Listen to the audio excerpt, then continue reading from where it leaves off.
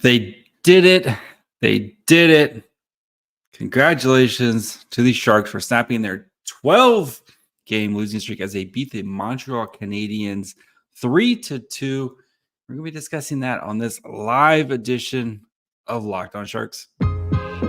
You're Locked On Sharks, your daily podcast on the San Jose Sharks. Part of the Locked On Podcast Network, your team every day.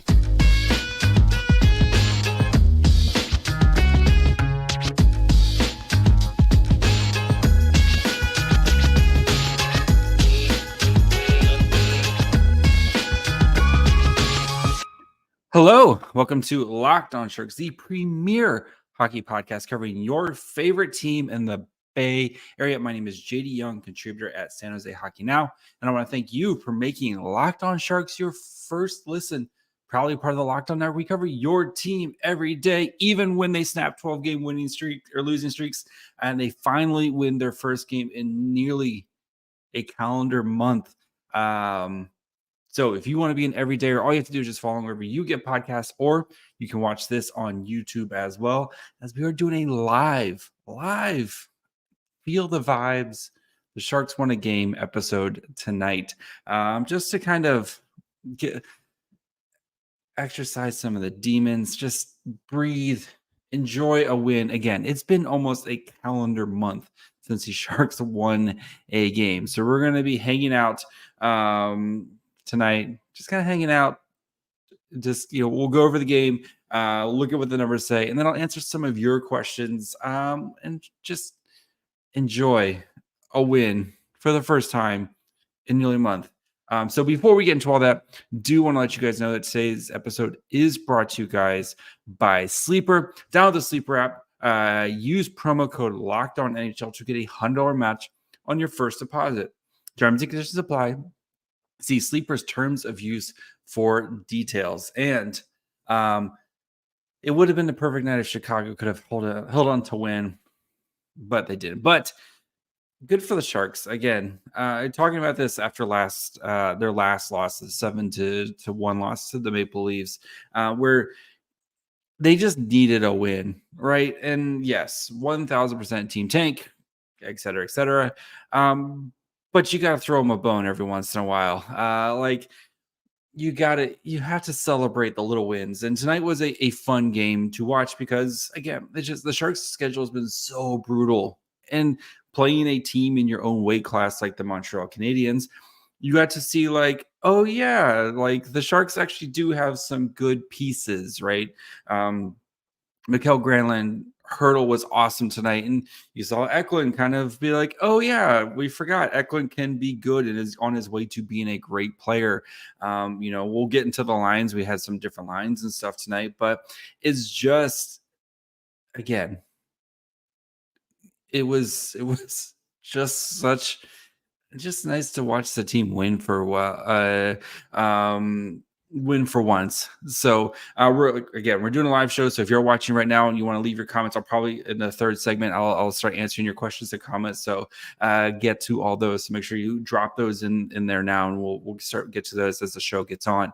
But you look at Granlund, who's been an amazing piece for the Sharks, and again was the catalyst, right? One of the big catalysts tonight. His work on that, kind of protecting the puck, keeping the puck, getting to a Hochuk who scored his first goal for the San Jose Sharks, which ended up being that was the game-winning goal right there. Hertl's work on Zetterlund's goal, right? Like seeing these guys kind of playing in their own weight class, playing against a team, and again, this isn't the worst team that was ever created in NHL history. And yes, this season's been miserable. Losing 12 in a row is miserable. And again, if the Sharks had lost 5 in a row, won a game, lost, 3, won a game, instead of what we've been seeing where it's been a streak of 10, 11, 12 losses, and then they go on winning, 3 out of 4, and then they go on another streak of losses, and then they win out 3.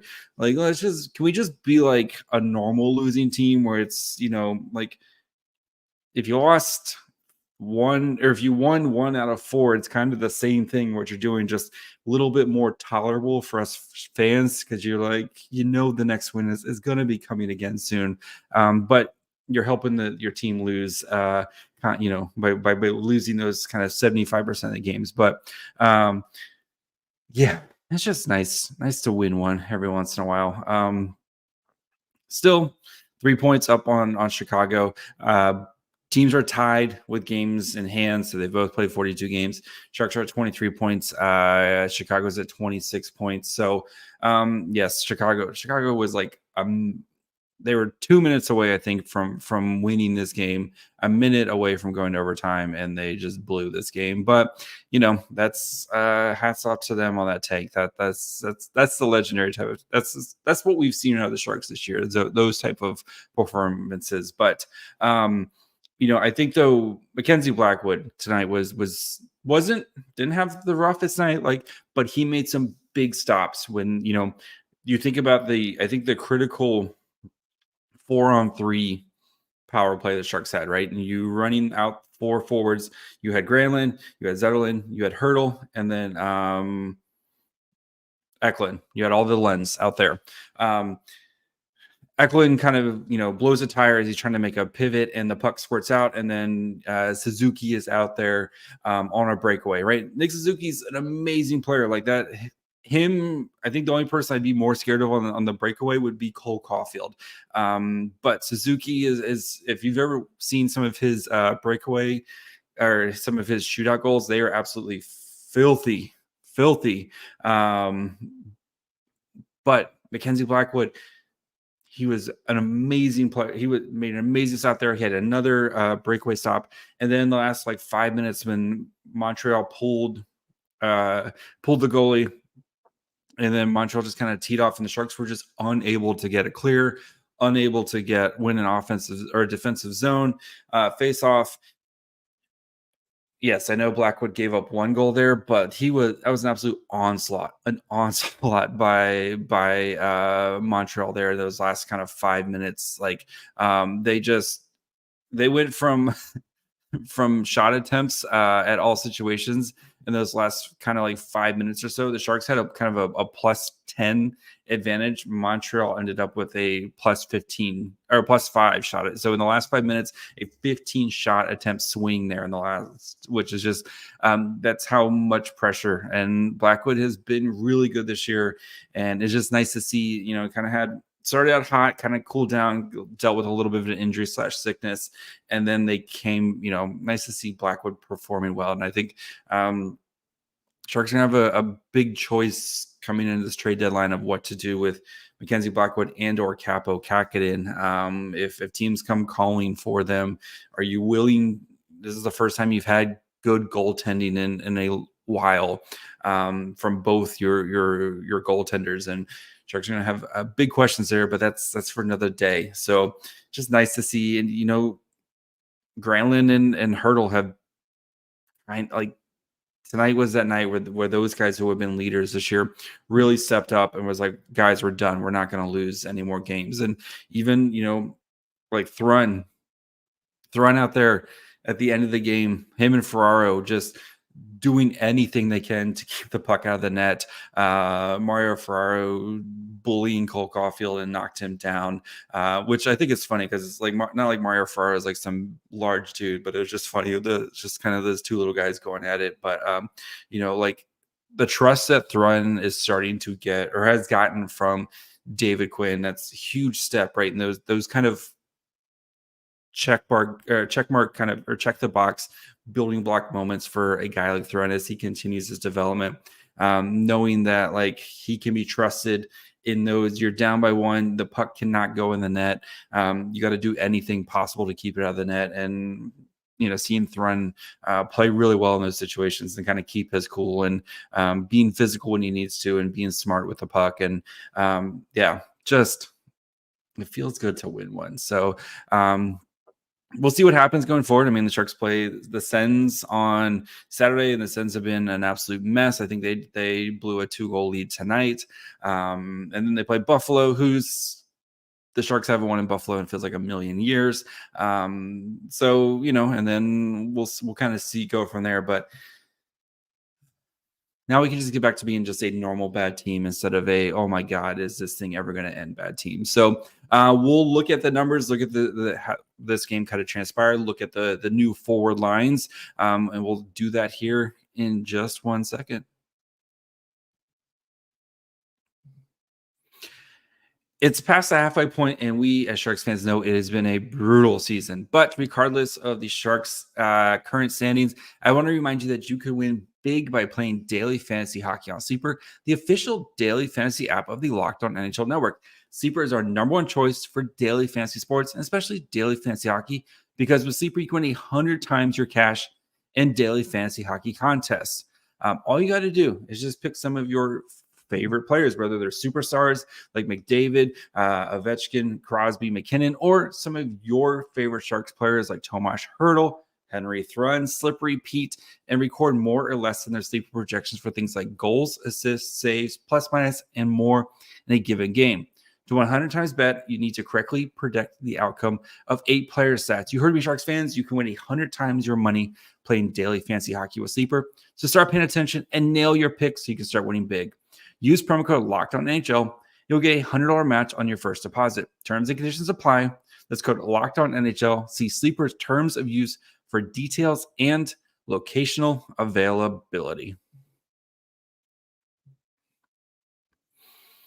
All right. As the Sharks have, again, snapping that 12-game losing streaks, brighter days, sunny days, but still control, still nice three points. That's even if the Sharks win their next, 2 games, the Sharks have to win their next 2 games, and Chicago would have to continue their losing streak. And watching Chicago is, again, they've been playing, even without Bedard, the team has been playing hard, and they've been in a lot of these games. So don't expect Chicago to kind of still be in this, going forward. So let's dig into the numbers of this game. So even strength, the Sharks outshot Montreal, 53 to 48 shot attempts, 52.48% Corsi for in favor of the Sharks. Actual shots on goal, 31 to 27. Scoring chances, 25 to 14, and high danger chances, 8 to 4, all in favor of San Jose. 2.33 to 1.83 expected goals for in favor of the Sharks. And that second period is where we really saw San Jose kind of take control at even strength, right? First period was, a little skewed a little bit towards Montreal. They outshot the Sharks. But the second period, San Jose really kind of found their game and taking advantage of a team. He's on the second night of a back-to-back, had to travel from Philly back home. Sharks were already been in Montreal, kind of a little bit more rested, but 102 expected goals for to 0.71 expected goals for San Jose in 16 minutes of 5v5 time. So even in the third period, right, where San Jose, there's 13 minutes of 5v5 time, San Jose was still kind of controlling the pace until that last 5 minutes when Montreal had the extra attacker. That's when things got funky. But even up, that's what you want to see, right? That's what good teams, not saying the Sharks are a good team, but that's what you want to see, right? You want to see those, you're controlling the pace, you're not letting your foot off the gas, and you're trying to put a team away. So good to see from San Jose as one of those, again, is this going to turn around and make the Sharks like a good team? No, but it's just, again, for how well they've played over this 12-game losing streak. And yes, you've had your moments like the Toronto game, but you've had a lot of games where you're right in it until the very end and just bad puck luck. Think about the Red Wings game where you kind of outplayed the Red Wings for a lot of that game. But you just have, you're not able to score, or you have a puck go off your own guy's skate and go in the net, et cetera. Just nice to see the Sharks kind of rewarded for their work tonight. So the forward lines tonight. So we had a little bit of a change. So we had Eklund, Granlund, and Duclair play together. Zetterlund, Hertl, and Zadina. Barabanov, Cunnin, and Bailey. Then Hoffman, Carpenter, and Labanc. So those were your 4 lines. So we saw Zetterlund and Eklund kind of flip. Those guys have Eklund's been with Hertl basically since like game 12 or 13 or something like that. So it's interesting to see Granlund and Eklund put back together here. We'll see. I assume with a win tonight, we'll probably kind of see that going forward, at least until something breaks. But they played pretty well. 11:39 time on ice, 14 shots, 4-8 allowed. Actual shots was 9-3. So they were producing shot attempts and they were getting shots on goal. Did have the goal, 0.41 to 0.03 expected goals. So did a good job of really limiting Montreal when they were on ice. 7-1 scoring chances, 3-0 high danger chances, and 10 defensive zone starts. So Quinn was relying on this group to kind of get them out of the zone and get things started, right? We saw that a lot tonight with that line. Like, kind of how often do they leave the next line in a good place, right? Kind of either winning the zone or getting the puck out of the zone, and then kind of leaving the Sharks in a good place to kind of continue to build that momentum going forward. Zetterlund, Hertl, and Zadina played 10:52, 12-13 shot attempts, 5-6 actual shots, had a goal, gave up a goal, 0.3 to 0.53 expected goals, 6-4 scoring chances, 1-1 high danger chances, and then 5-4 zone starts. Barabanov, Cunnin, Bailey played 8:31, 4 shot attempts, gave up 9, 3-7 shots. Did have the goal. Nice play. I know Bailey didn't get an assist there, but he kind of should have gotten an assist for kind of his work on the boards to get that puck out for Cunnin to kind of clean up. 3-1 scoring chances, 1-0 high danger chances, and expected goals for was 0.23 to 0.14. So again, didn't have the most like shot attempts and shots, but kind of made the most of of what they did, and they did a kind of good job of limiting those kind of shot attempts. So Hoffman, Carpenter, Labanc. I thought Labanc looked great tonight. Just kind of, again, maybe it's being well rested, et cetera, et cetera. But I thought Labanc looked really good tonight. It would be interesting to see if maybe he starts to kind of work his way out of the David Quinn doghouse. I wouldn't mind, if kind of depending on what Barabanov or stuff, but I wouldn't mind seeing Labanc maybe earn a little bit more ice time. And I think you saw he was getting a couple more shifts tonight. So I thought Labanc played really, really well, especially from what we've seen from Labanc recently. So that line, 5:58 time on ice, 8-4 shot attempts, 4-2 actual shots on goal, 0.67 expected goals, 4 to 0.28. Again, just really making the most of their opportunities. 4-2 scoring chances, 2-0 high danger chances. Did have 3 offensive zone starts, so good for them. Making the most of their opportunities. So the defense. So tonight, not too bad defensively, at least 5v5. So Thrun kind of led the way, at least for Corsi 4, 19-13. So almost 60% Corsi 4 for him. Him and Ruda, who were partnered together, 16-13 for Ruda. He had 55%. Ferraro, 27-22, 55%. Vlasic, his first game back, I thought Vlasic played pretty well. I think that kind of playing in front of the home crowd for the most part, but he played a lot in the first period and then kind of saw his ice time dwindle a little bit after that, but he played a ton I think he played almost like over 8 minutes in the first period. So we'll see kind of what happens with Vlasic going forward, but 19-20 shot attempts. So 48%. Addison, 13, Addison and Hochuk both had 13-14 shot attempts for 48%. So, and then our boy, Mackenzie Blackwood. So in all situations, 33 of 35 for saves. 2 goals against, expected goals against was 2.9. So good night for him. 0.943 save percentage, 5 high danger saves on 5 high danger shots. 5 mid-danger saves on 6 mid-danger shots, and then 22 low-danger on 23 low-danger shots. So that's, again, doing a good job of really pushing out, making things easy for for Mackenzie Blackwood, right? Blackwood, he made the big saves when he had to. And so it was good to kind of, it's nice when your defense in front of you kind of keeps life easy for you by keeping those shot attempts out. So, yeah, it's just nice to enjoy a win. So we'll start answering some of your questions. So if you're in the live chat right now, if you have some questions, just go ahead and drop them in there. Whatever you want to talk about Sharks wise, or if you just any comments, I'll start going through some of your comments, questions, all that fun stuff here. So in just 1 second.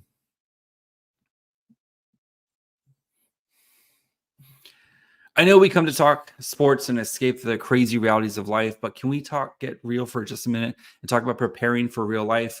According to the FDA, pharmacies are running out of antibiotics right in the middle of the worst flu season in over a decade. I know the holiday season is over, but maybe you're still traveling or just dealing with sickness, right? Kids are going back to school. And they're always sick, especially if you have kids. They're always sick. Anyway, the last thing you want to be is unprepared to take care of yourself or a loved one if you fall ill. Jase Medical gives you the peace of mind before you even hop on a flight or just dealing with sick kids. The Jase case is a pack of 5 different antibiotics to treat a long list of bacterial infections, including UTIs, respiratory infections, sinuses, skin infections, and among others. And this stuff can happen to any of us. Visit jasemedical.com and complete your physician encounter. It will be reviewed by a board-certified physician, and your medications will be dispensed by a licensed pharmacy at a fraction of the regular cost. It's never been more important to be prepared than today. So go to jasemedical.com and use code LOCKEDON to get $20 off your order. All right, let's enjoy the win. So start going through some of your questions here and your comments and stuff. Mitsuni says Chicago spoiling the almost perfect night. Seriously, if Chicago could have just held on, at least get a point. At least a point would have been nice. But no, the Winnipeg Jets, they're kind of a wagon, except for when they play when they play really bad teams like Chicago and San Jose and like some of those other teams. For some reason, the Jets they like play down, or I don't know, but Jets, noted wagon. Austin Westbrook says, how are we supposed to act after a win again? Just enjoy it, right? Just that little kind of sense of pride. You can put on your Sharks sweatshirt or hat or hoodie, at least for a day, and be like, you know what?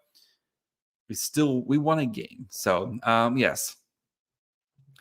Damien says you could tell Eklund knew when he fell in a PP they had to work hard to get back to that puck. Yeah, you saw. Eklund worked hard, even on the penalty he took, right? And that was kind of more of an effort. Like, yeah, I might take a penalty here, but I'm not going to put my goalie. Like, it wasn't a great penalty, but it wasn't like a bad penalty where it was like, I'm just going to make sure that there's not an opportunity. Like, I don't want to give up a goal here, right? We kind of have some momentum, and you know what? I trust our penalty kill.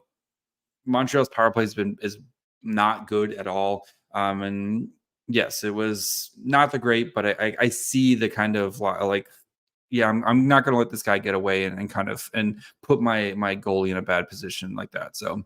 Mitsuni says, I think it's Mitsuni. I'm hoping. Honestly, I won't worry as much until we actually face Chicago. Say they win all their games against Sharks. Everything's good. Yeah.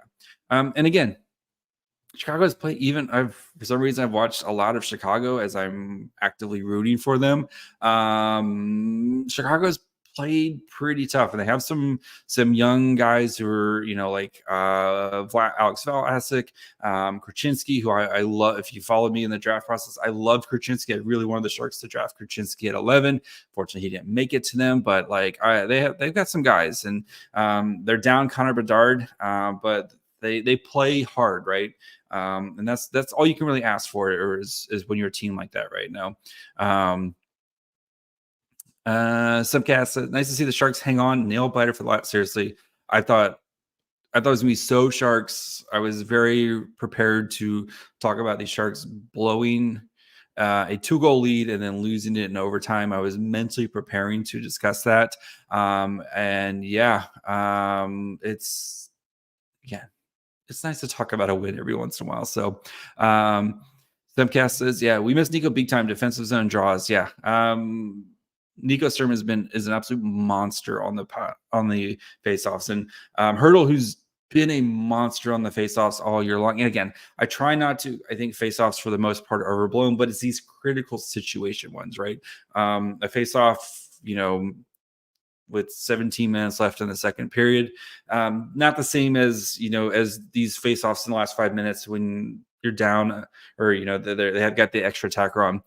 Faceoffs, critical moments in the faceoff. So yeah, would Nico Sturm, and then been able to kind of switch up. You're not having poor Granlund. I felt like Granlund and Hertl didn't leave the ice for the last 5 minutes. So whenever Sturm comes back, whenever Couture comes back, it's looking less and less likely like Couture will be back on the road trip. He's not supposed to play on Saturday. We'll see on Monday, but I mean, and then you just have Chicago left. So that's on Tuesday night. So the Sharks are in a second game of a back-to-back there. So Finco, good friend of the show. Thrawn has had some beautiful moves, and Ruda's looked much better to my eyes than what he has been. Again, maybe it's just finding the right partners, right? Like, I think that's a lot of it too. And Grand Admiral Thrawn has been that confidence that he's playing with since getting recalled. I said it the other day when they lost 7-1. I think he's been playing really well, and I don't see how you can send him back. I don't think he's ever going to play a Barracuda game again, because I think he's just too good. We spent a lot of time this summer kind of talking about him being kind of fitting in and stuff. And, sometimes you just need that. Like, you have to remember he played 10 NHL games before he got recalled or got sent back down.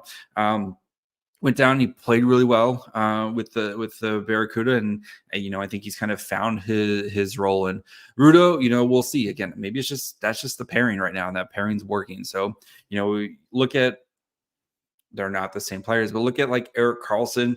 Finding that right partner for Erik Karlsson, and even going back to Wookiee Whisper for Brent Burns. It's so weird how just finding the right partner on the defensive pairing. So Brian asks, what would your ideal draft pick with the Penguins be? I think a defenseman.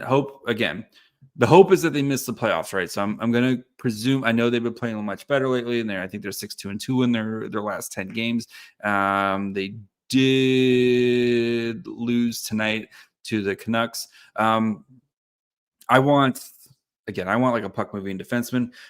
If Adam Urich, who I know he's dealing with an injury, but if he slides, because he's like a top 10 talent, but if he's available with that Penguins pick, again, we're really early in the process. Somebody like that I would love, or you can always package up if you want to maybe move up and you see a defenseman sliding. But yeah, I want to go get one of those game-changing defensemen, and get one of those type of guys. So that's my hope, is get one of those guys. So Finn asks, any tradable D besides Ferraro that could fetch anything to move, make room for the Mukhamadullin? The Mukhamadullin would be, that's such a fun. They're so much fun to watch on the Cuda. It's crazy how much work they do on the Barracuda. But, I think with Benning being gone, it's tough because he was the one guy where you could kind of Ruda potentially, but if Ruda was on the last year of his deal, I think you could look at like a Nick Bonino type of deal where it's like, just get something to kind of, do right by this guy. But I really think it's going to be, honestly, the way the Sharks' luck has gone defense, like with their injuries, Ty Emberson out, I think they could probably just this guy's hurt, we'll put him on IR type of thing, especially near the end of the season. So, but yeah, I don't expect, other than Ferraro, I don't really realistically see any of the other one, because they're all either young guys like Addison, who's been hit or miss, but like Emberson, I like Emberson a lot. And I think he's played really, really well, especially coming back from his injury. Thrun, you're not trading, right? Vlasic, you can't trade. I just think all the other guys you kind of want to keep in the lineup. So we'll get a couple more tonight. Matsuni said with 3 goalies tonight, mainly there's a bajillion goalies hurt. Do you think other teams will be? I think again, we'll see kind of the extent of the injuries. Basically, Matsuni asks, with all the goalies hurt, does a team look to trade for one of the Sharks goalies? And we'll see. Again, I think it depends on what's going on. But like Carolina has been kind of looking for a goalie, and it was Ottawa and Anaheim, and both those teams are kind of out of playoff races. And I think with you still have like Gibson and Anaheim, and Anaheim's got such a good goalie pipeline, like they'll just find somebody else. But we'll see. I think if another team, like you're looking for a team who's kind of in that bubbly area, I think is who needs somebody. So you would think actually New Jersey. Actually, because their goalie situation has been terrible, trading Blackwood back. How crazy would that be to trade Blackwood back? I don't think they can, though, with some of the rules. But anyway, it seemed like that Carolina makes a lot of sense if they're looking to kind of solidify their goalie. And so, et cetera, et cetera. So, Hal, friend of the show, Hal asked, how long before we sort draft profiles? Little spoilers for the log. Our bald king, Tony Ferrari, will be on the show next week, where we're going to be kicking off the 2024 NHL draft. We'll start with a big overview, and then we'll get into the draft profiles probably the week after that. So next week. So make sure you guys are following along wherever you get podcasts. Of course, you can watch this on YouTube as well. Next week we'll be back. We've got Monday. We'll be covering the Sens game and whatever happens with the Barracuda this weekend. Tuesday we'll be covering the Sabres game. Wednesday we'll be covering the Chicago game, and then we got some time to breathe after that. So we'll start with our draft profiles, or start with the NHL draft coverage. Again, Locked on Sharks. I think we do draft coverage the best on the whole channel. That's just me. That's one man's dumb opinion, but I think the draft profiles and the draft coverage here at Locked on Sharks is it's the best. So make sure we got that. We got plenty of good stuff coming along. So make sure you guys are following wherever you get podcasts, and of course you can watch on YouTube as well. Follow the show on Twitter, Facebook, Instagram at Locked on Sharks. Follow me on Twitter at my fry hole. Until next week, bye, friends.